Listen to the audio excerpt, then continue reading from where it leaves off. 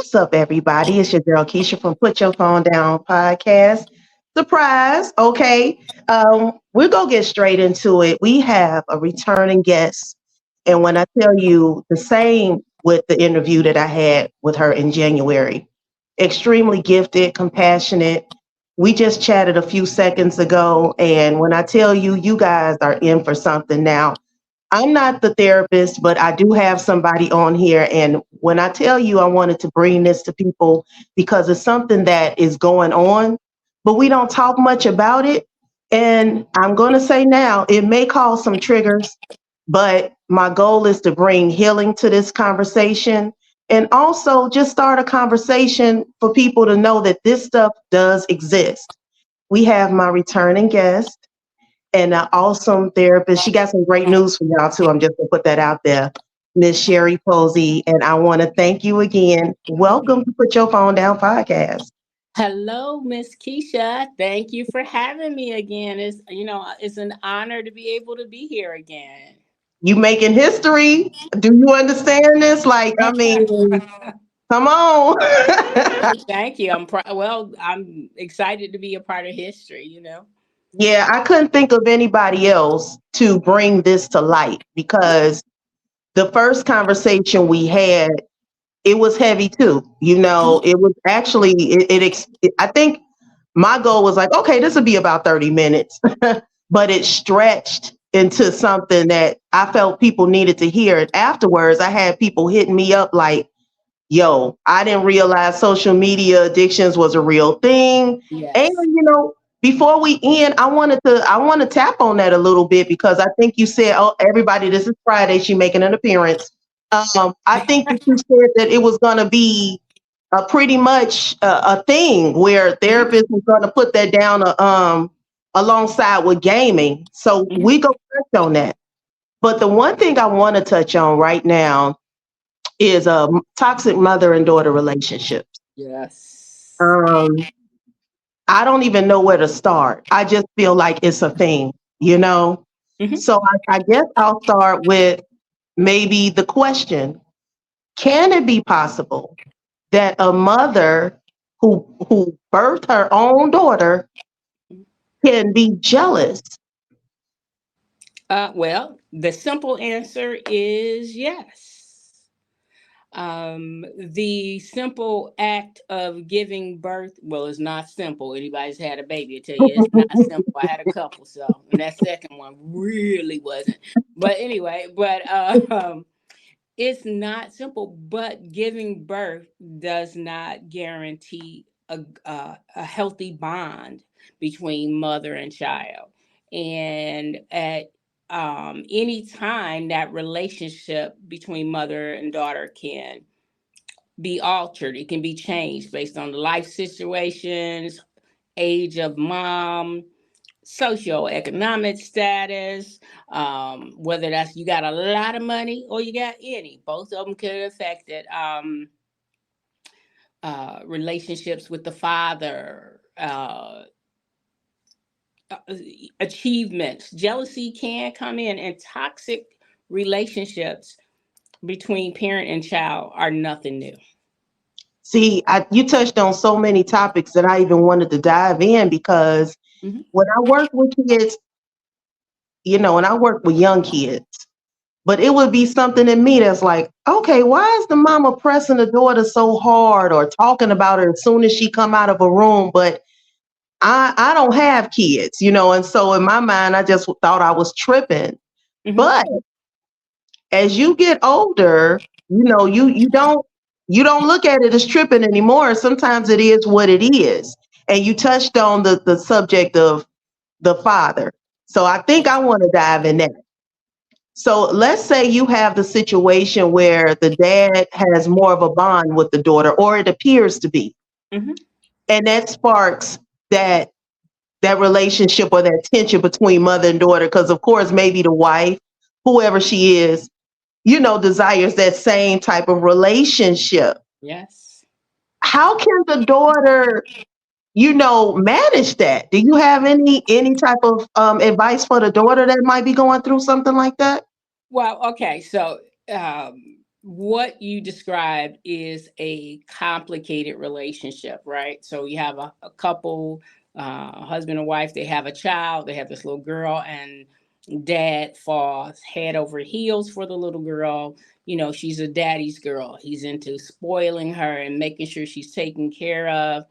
Yes, sometimes that can be a problem for some women. And typically it is a problem for women who either never had that kind of love, that unconditional caring, and where they're adored by their own father, or they had a father who was what we call enmeshed, who so he was too into his own daughter, and that some boundaries are crossed, as far as he didn't set boundaries with his daughter. He didn't have limits. He could have over spoiled her, and she expected that relationship also from her husband. But then he has a child and he sees it differently.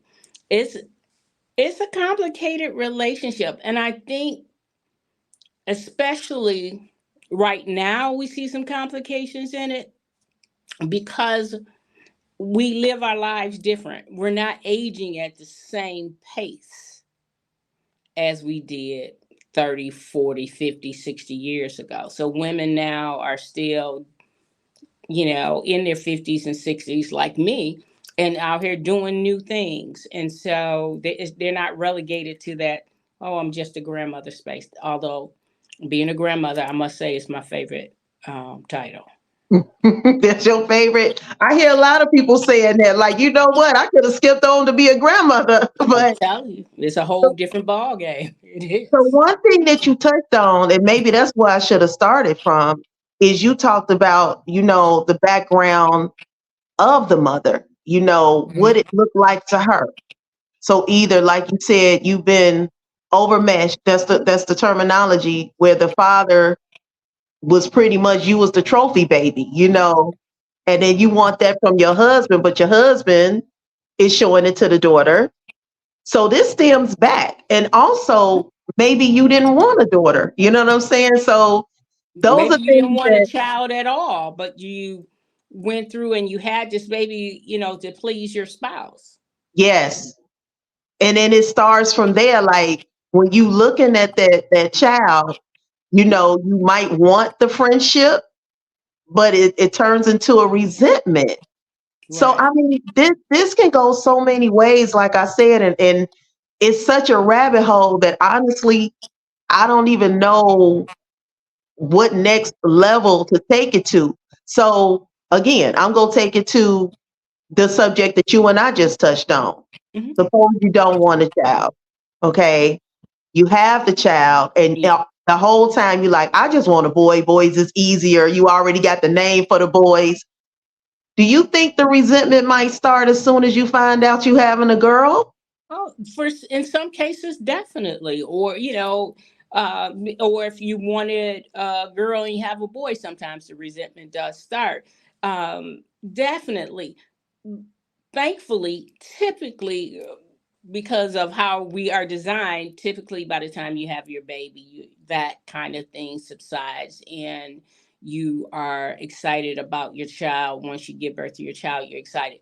But that is not always the case. It's not. And definitely, if you're having a child and you didn't really want it, this was not your plan, and it was for your spouse, there can be some resentment there. Sometimes women resent it if their bodies are changed, because that's inevitable. You carry a child, your body is changed in some kind of way, typically. Even if you're able to maintain your shape, your body goes right back down. There are still changes that you never kind of go back to. And so some women kind of resent that.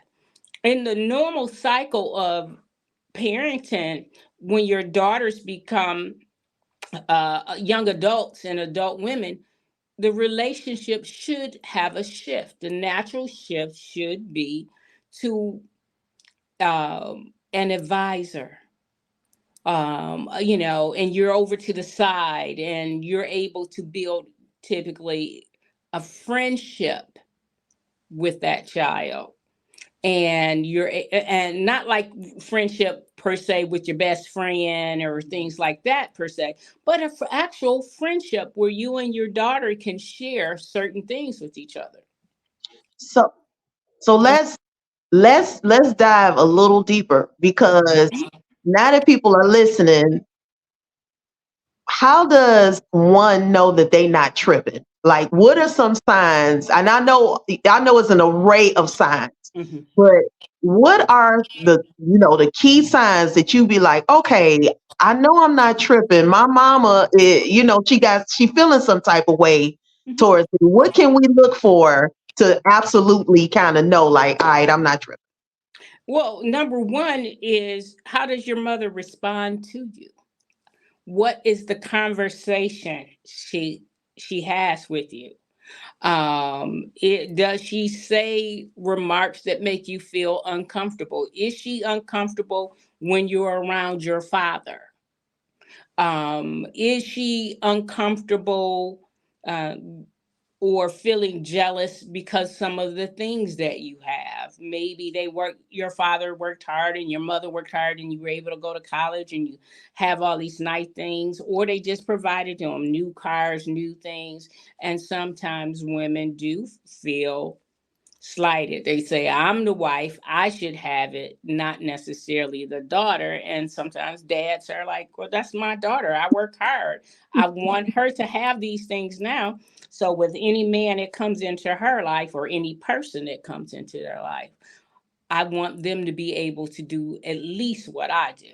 And so sometimes, resentment comes because once your children grow up, you as a couple kind of have to develop a new relationship too. Hmm. And sometimes that's not happening. It's So I guess it turns into a competition. sometimes women do compete with their own children. I know it sounds crazy or unexpected in some kind of way, but sometimes that does happen. And that goes back to something being in that mom that is unfulfilled for herself, that you feel that you and your child are ever in some kind of competition, or who's the better. I've seen families. I do family counseling where they, like the mom, for example, in this case, was a really good dancer, right? So that was her thing. She was known in the family. They were having a party or something, mom is gonna hit this floor and everybody's gonna stand around with awe, and amazement, like, go ahead or whatever. Daughter comes along. Now she grows up under mom, who is a dancer, and of course she comes up along being able to dance like that too. And so she get out there on the floor and people start cheering for her, and maybe they cheered for her more. Now they could have been cheering for her more, I believe in this case anyway, because she was a kid growing up. But mom felt insecure about who she was, and it became an issue. And that's not something you would think that would become an issue. And again, that goes back not about the daughter herself. That was an issue with mom within herself. Oh my gosh. Hmm. So how does a daughter or daughters, because I mean, it just doesn't stop at one. A mom could be jealous of all of them, whether it's beauty, whether it's, brain, you know, what could be your advice to, a woman that maybe is craving that relationship with her mom, but she's always known in the back of her mind. So ladies, if you're going through this, if some of you are, Hmm. you're not losing your mind. This is a real thing. What advice would you have for these women, young women even, that know it to the core, and they can't speak to nobody because, of course, everybody in the family is probably going to defend the mama. Girl, that's your mama. She not jealous of you, but you know what you know. Hmm. What would you tell them?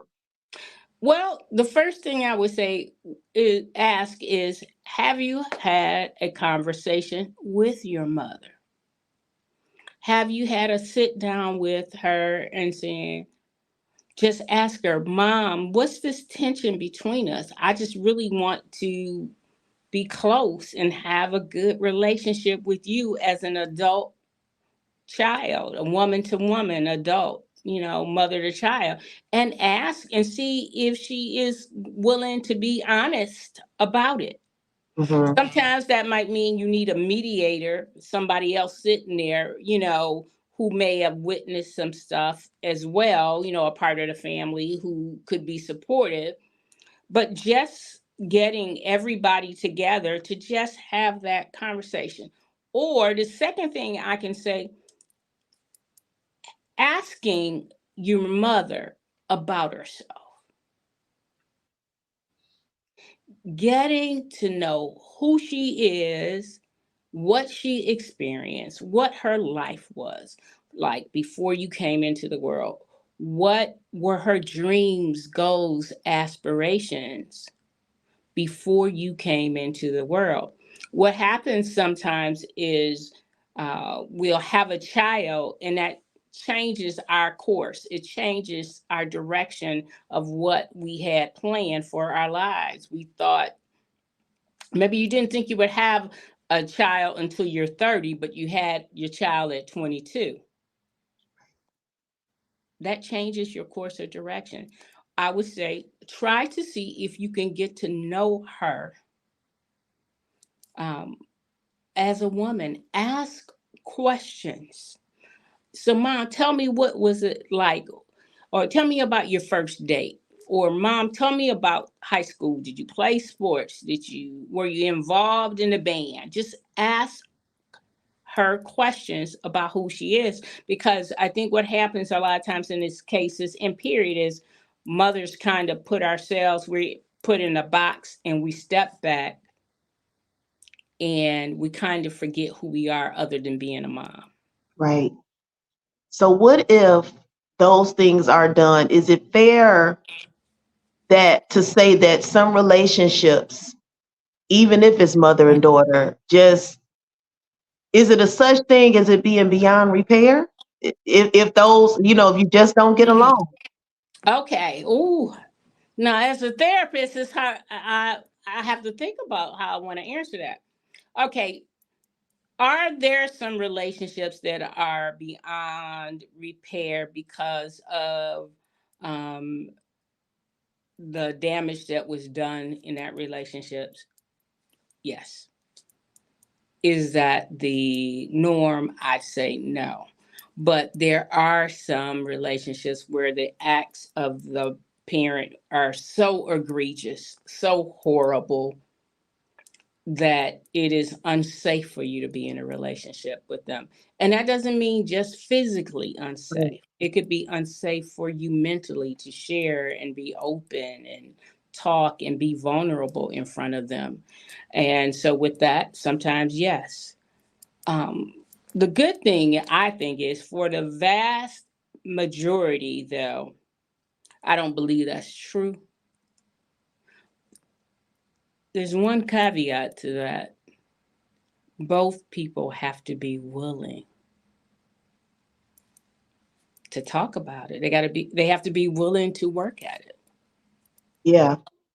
And it seems like, like again, this is a rabbit hole because sometimes I think as the mom, she can't switch that off. It's almost like, no, I'm right. Get out my business. Or, whatever buildup she's had, sometimes it goes towards her daughters, especially if she sees her daughters living out, like you said earlier, her dreams, And that's the sad part because, some people want that relationship, and then you got some that's like deuces. I tried, every time we get together, it's us arguing. Hmm. For the mediator, would you suggest a father, or do you think he should just be out of it? Oh, no, I don't necessarily think the father is the person to be the mediator per se, unless he is somebody who can honestly be unbiased, because he would have to be a neutral party in it.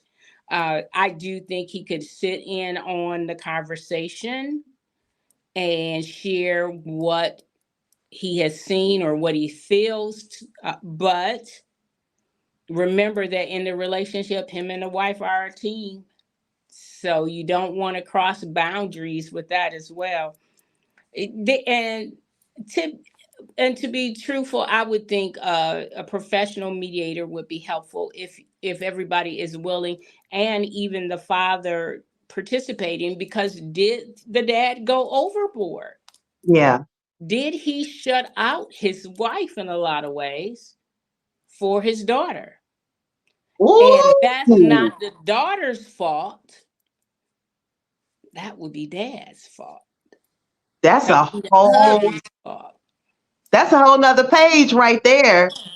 Because I don't sometimes I don't think they even realize, you know what I'm saying? Like you said, I got a baby girl, I want to give her the world, don't even realize, or sometimes they do. I'm just gonna X out her, but I'm gonna focus on my daughter, which I think would make anybody a little pissed. Like, yo, wait a minute. So like you said, the daughter didn't ask for it, but sometimes that's a good one right there.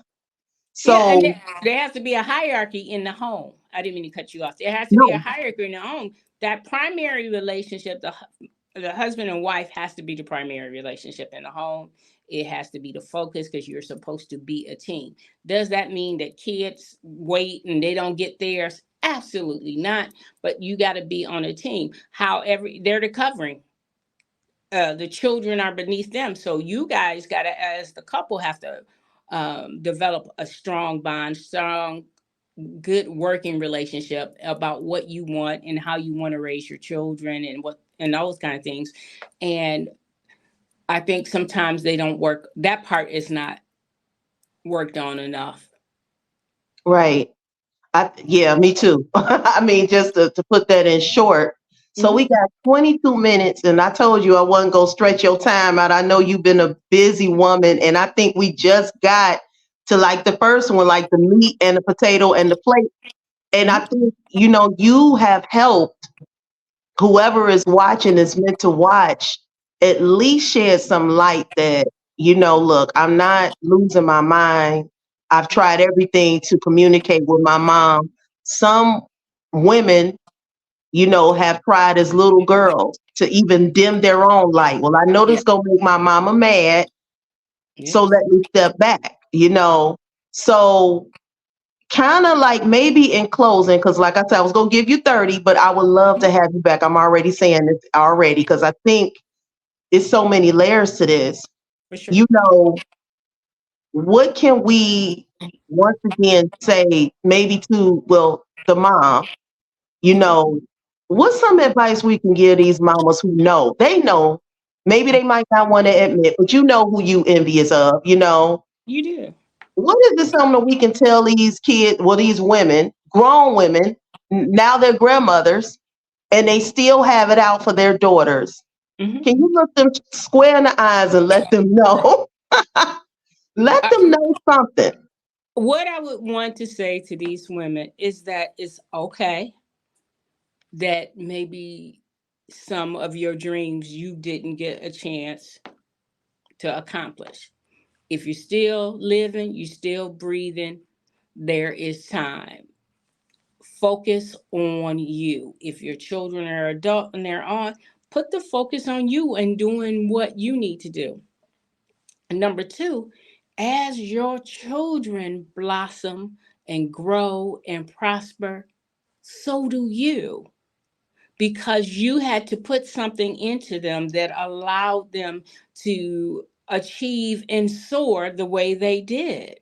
It was because of sacrifices that you made. It was because of what you instilled in them, the beliefs and everything. And so you don't have to feel jealous of anybody because you can't compete with anybody but yourself. So release those feelings. If your daughter is doing well, turn to her and say, okay, baby, how did you do this? There we go. Okay, I can learn from you. Understand that we can learn from our daughters. My daughters are 33 and 36. I learned something from them every day, just about. If I'm calling them Kayla, Kelsey, blah blah blah, this or that. How do you do that? How do you do this? I admire some of the things that they do that I didn't feel brave enough to try, Right. I but think it I'm not all comes from jealous being of it. honest. Yeah, Yeah, I I learned from love them. that.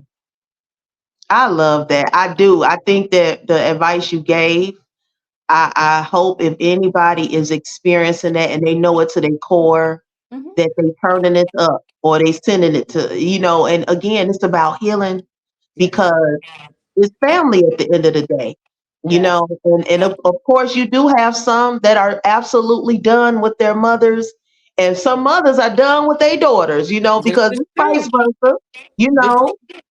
I didn't touch on that, but you do have some daughters that for real look at their mama and be like, no, she can't come. I don't want this her here. is For this absolutely is no true. reason. Yeah. Make me think of Imitation of Life. For the Oh young, y'all yes. gotta watch that. Oh, speaking of mothers, that my mother made us all watch that movie. That was one of her favorites. We sit down and had to watch it. My brother hates the name of that movie now. He just give him chills. He's the youngest, but we all had to watch that. That was my mom's movie.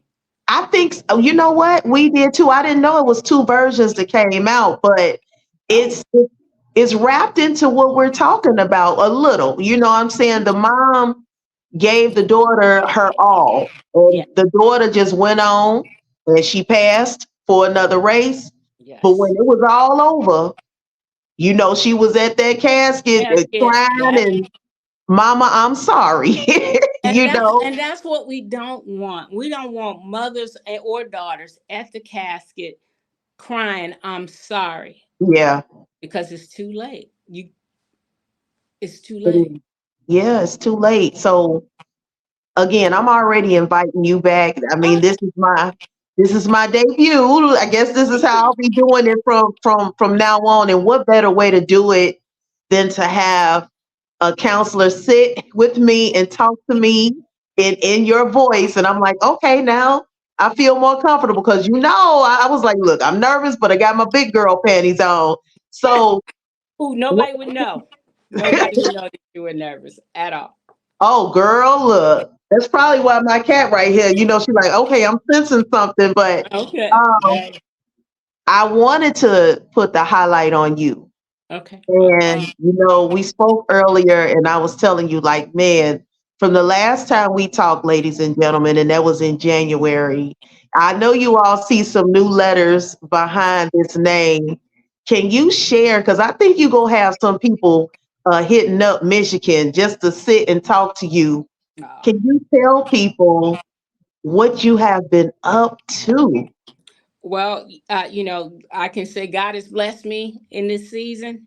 That we've been working hard. I have now a national certified. I'm a national certified counselor, as well as I am a licensed professional counselor supervisor. So I supervise limited licensed therapists when they come out as well. And that gives me the opportunity to really affect more people because I'm able to help them. And it's something, I just thank God for. And I'm enjoying that. And also, my practice, we moved to a larger location. We have a couple actual rooms for therapy, plus a nice room where we can do groups because we're adding groups and things like that. And so I'm in a great space in Southfield, Michigan. We're on Southfield Road between 12 and 13.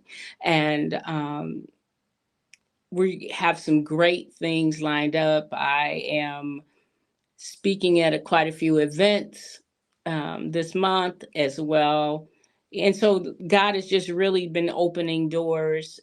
Again, I'm when I say it for those mothers not to give up and keep moving towards their goals at 58. To have all these doors opening for me is just amazing. I feel inside like I'm 28. Man. Now, every once in a while, now my arthritis might remind me that I'm not, but other than that, I'm having a ball. Mm. Oh, I mean, you know how I feel about this. Just the overwhelming feeling that I have, like I said, in knowing that it feels like a short time span. I know while you're going through it, it doesn't. But just in January, we were talking. And Yes. I know you, again, I know you had things lined up, but we're in mid May and Rising Phoenix is doing exactly what the name is. It's rising Yes, ma'am. through the Phoenix. Like the Phoenix is rising. Yes. Yes, So ma'am. We are. can you let your are you taking any new clients We and Yes, for definitely we are. Our website is risingphoenixca.org, or they can reach us at our office for Rising Phoenix Counseling Associates. Is area code 313-293-7460. Again, that's 313-293-7460. We offer in person counseling, as well as we do telehealth counseling as well. There's myself, and I have three wonderful therapists that are handpicked by me that I work with. I like to brag on one. She's my niece, Jennifer, and she's my co-director of our agency. And then I have a young man, Derek, who has a heart for our young men. I mean, he is absolutely amazing. I worked with him in protective services, and he just stood out like a light. There was a light about him and his passion as he was going to school. And I told him, oh no, I'm keeping in touch with you, I'm going to supervise you. And I knew once I had my agency open, I would ask him to be a part of it. And like I said, he is amazing. And then I have another young lady, Karen, who I used to work with. She used to be my supervisor when I first started with the state of Michigan, and we remained friends as I moved on. And she has a heart for working with young women and middle-aged women, that she is able to tap into them and get them on the road to recovery and positive mental health. So I'm blessed. I mean, we the literally fact just got, they literally just put this, our name on the sign outside the marquee and in the building on my door today, because the landlord emailed me a couple hours ago. Did you see the sign with your name? I didn't even notice it. I was just came in here happy go lucky, and I was like, let me go take a picture. mm, it just, oh my God, like you see this smile, like for real. You see this? I mean, it just Thank makes you. me so it makes me feel so warm Thank to you. know, like you said, you just keep going. So I'm gonna touch on this because this is something that I said I was, and then I'm gonna let you celebrate, and however you celebrate, the one thing I did want to touch back on was the social media addiction.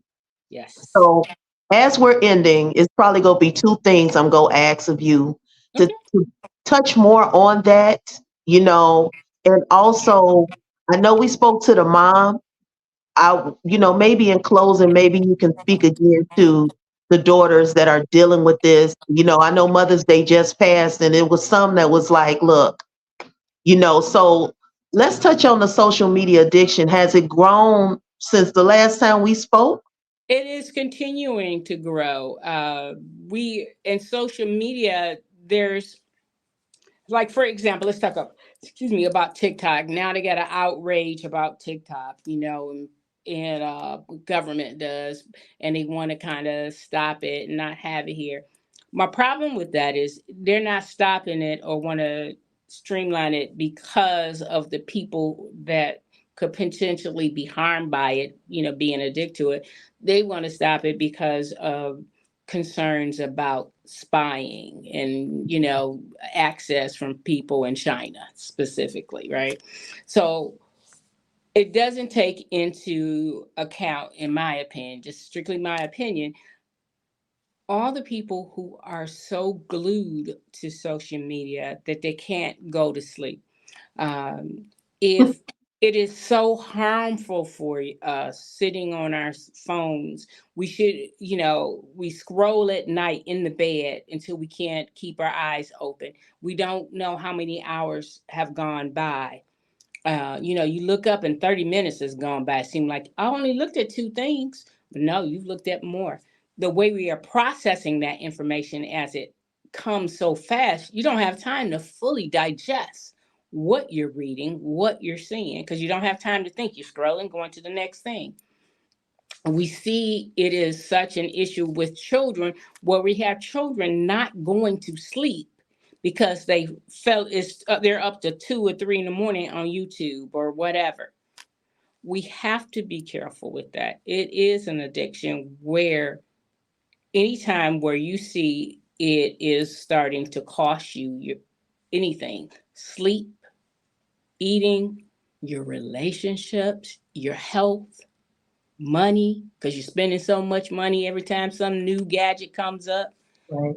We have to really look into that and be careful about that, and be conscious about the downtime with it, because we do see it increasing. I And think that's but so sad, man. mhm. I think it's sad.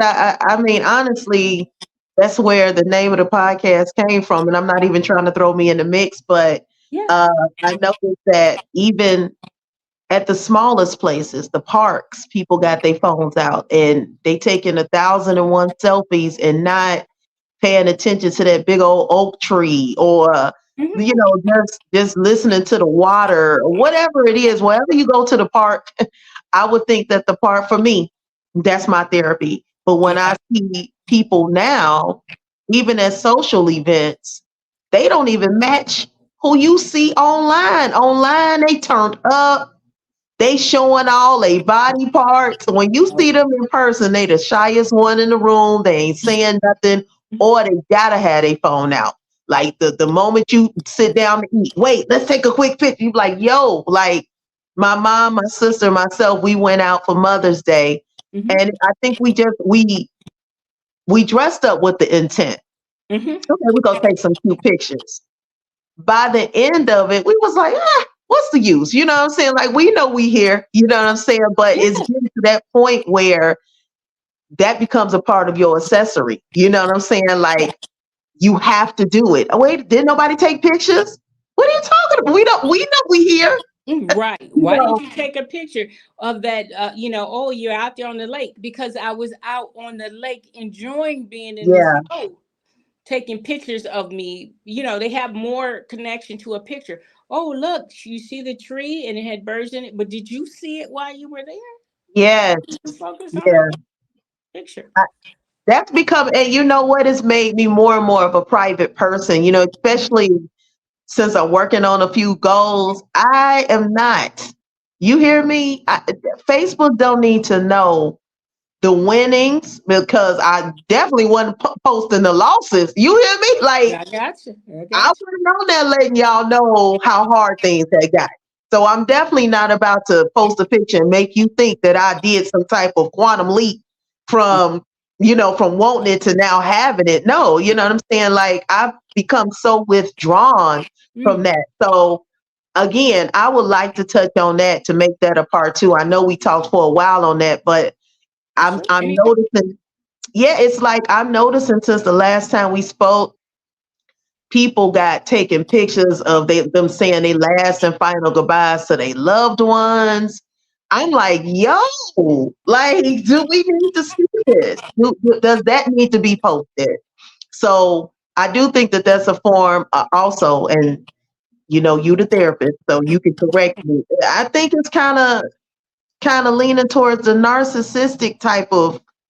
It's feeding your ego a lot, to the point you can't make a motion because you want everybody cheering you on. Like, you getting on there crying. Why? We don't care about you crying.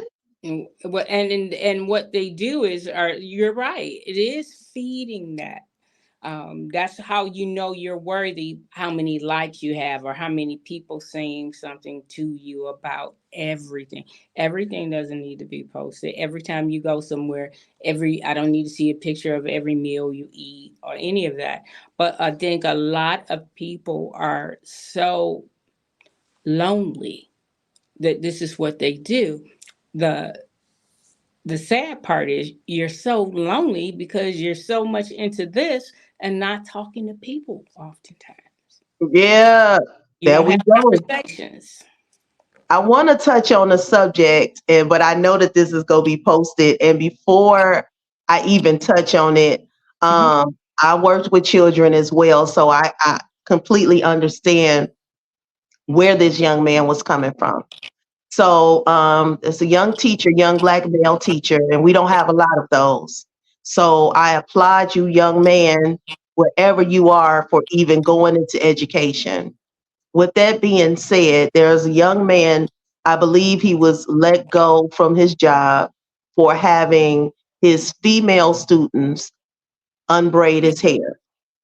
Um, I know, again, when I worked with children, and that was a few years back, Mhm. they were creating so many rules where you may as well just been having a plexiglass. Like this is before COVID, before we couldn't hug, we couldn't have their numbers to check on them. Mm.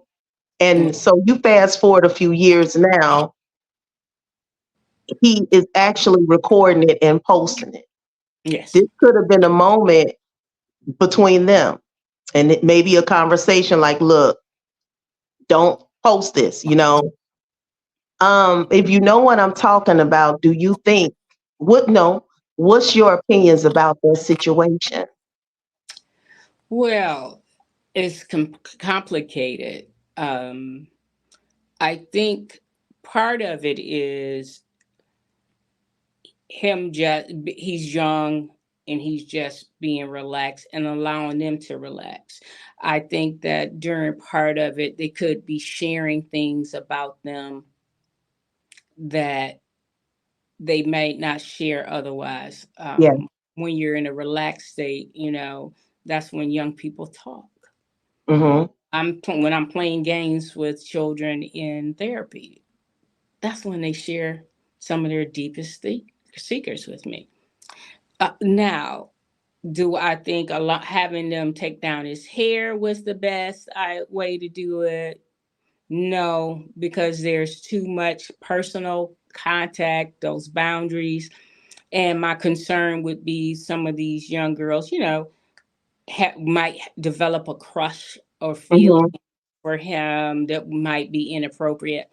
I don't think he was really doing anything inappropriate. I think he really did, from what I could see, just want to connect with his students and figure, I'm young like them, but I'm older and enough where they can trust me and they talk to me. But I think it doing his hair, I think that might have been too far. Do you think it should have been posted? No, Yeah. Now no. that I agree. Like I've seen it, I've seen again it, working with the youth. Somebody had somebody braid they hair. They came out with a whole different hairstyle, and like you said, Mhm. conversation was made. We found out that they had a talent. Like we got a chance to really, tell them, hey, you did that. You can braid as as a passion or as an occupation, and they walked away with a smile. It was nothing sexual. It was nothing, but it wasn't people recording and saying, hey, I want to post this because everybody doesn't have the same concept. Yes. And that was one of the things that he talked about when he said, hey, look, I have sisters. They've done my nails, but that's family. Hmm. But when you have somebody, a young girl, like you said, developing feelings, oh, I touched his hair. I think he liked me because I like him. Right. You have to be careful. Yeah. Yeah. I think where he went wrong, honestly, my opinion is everything does not need to be posted. That could have been something, a distant memory or whatever. But now it's termination. And I hope, young man, everything happens for a reason. Mhm. I hope you can learn from that and take it and have your own nonprofit organization, because we don't see a lot of you. So, in Yeah. closing, what would you tell our daughters, you know, who have the jealous moms or the toxic relationships? I would say, again, try to reach out to your mom and get to know her, who she is. But sometimes, like you said, the mother is not ready or ain't able to. It is okay for you to set boundaries. It is okay for you to protect your well being, to protect your mental health. And sometimes that means we have to love people from afar. You don't necessarily have to put yourself in the firing line.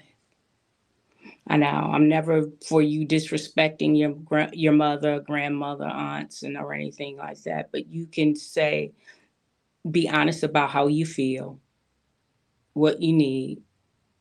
But if you need to separate yourself to a certain extent, then do it. And Then there we have and it. Thank you so much for being on Put Your Phone Down podcast. yeah. I don't even, I can't even believe we've been on this thing. It's close to 50. And I know I Oh promised wow, you time 30. is wow. This how I get though. Like, I mean, for the people that get on this podcast, I really want to make it a full blown conversation where we heal, we talk, and we learn something from one another. And again, I'm so glad that on your special day, your marquee, that you actually spent some time with Put Your Phone Down podcast. This is the first of many, because I want you back on. I Well, think please, that, yeah, I think we should have a day for real yeah. where we just, I want to pencil you in, Mhm. and we just can have a day where, somebody can come up with a topic and we can just go ahead and let them know you're not alone. You haven't lost your mind and you're entitled to feel how you feel. Yes, for sure. Yeah. So, like you said, you respectfully distance yourself. Yes. And maybe when the time is right, some people don't repair those relationships until mama is in that hospital or in that nursing home, and then y'all the best of friends. You never know. You know what I'm Yeah, saying? and that happens. Sometimes mama can't do it until then. Who knows? But Who I just knows? want to thank you again, Keisha, for allowing me to come on your show again. To talk, anytime I get to talk about mental health, I am just excited, and honored and humbled by having the opportunity. I can't think of a better way to end today than to have this conversation with you. I appreciate Don't have me get emotional now. I mean, for real. But ladies and gentlemen, again, I want you to really and truly take a listen to this, play it around family and friends. Don't hesitate to share it, and don't hesitate to come back and listen to this wonderful advice. It is food for your soul, and knowing that you're not by yourself. it. No. For the people that want to visit and set an appointment, she is taking patience, and she has a beautiful staff for our young men, our Hmm. young women. So let's give Rising Phoenix the love it deserves. She got a new marquee, so you will not miss it. No. You won't miss it. Your name is out there. I gotta see that picture because I'm excited already. So I want to thank you again for being a guest today. I'm excited now that I've gotten through this, because I'm bashful. For real, I am. People don't Well, you believe can't that. tell, but I mean, I think you were meant for this kind. That you were just meant to do this. So Thank you you. should do it. It's a light about you. This is honest. There's a light about you. There's just signs that you're able to have this conversation. It's all about the way. I mean, it's down to the way you were designed, how you look. God designed everything to perfection because He knew even before you was in your mother's womb how He was going to use you, and how many people you can heal and you be helped by just being you. So thank Girl, you. wait a minute. Now we got to end this now. That's all I gotta say. I'm done. I'm going home. We got Sherie Posie on the line, y'all, and all these initials and more coming. Right? More letters behind that We're name. working on a couple more. Yeah, and it's never too late, y'all. If you get nothing else out of this, it's never too late to repair relationships, and it's never too late to pursue your dreams. Woo! Yeah, that's My right. allergies are flaring up. So thank you. You guys can catch us, I believe, on YouTube. I'm just new at this, y'all. So I believe you can catch us on all major platforms. If you cannot, I'm speaking it in existence. You will. I'm also on where am I? Spotify and all those major platforms, iHeartRadio, but that's audio. So be looking for your girl. I'm Keisha, the host, I'm sorry, of Put Your Phone Down podcast. And we got Miss Sherie Posie. And I want you all to, again, follow and like and give her business. Thank you all. And I'll be back. I'm your host, Keisha from Put Your Phone Down podcast. Bye bye.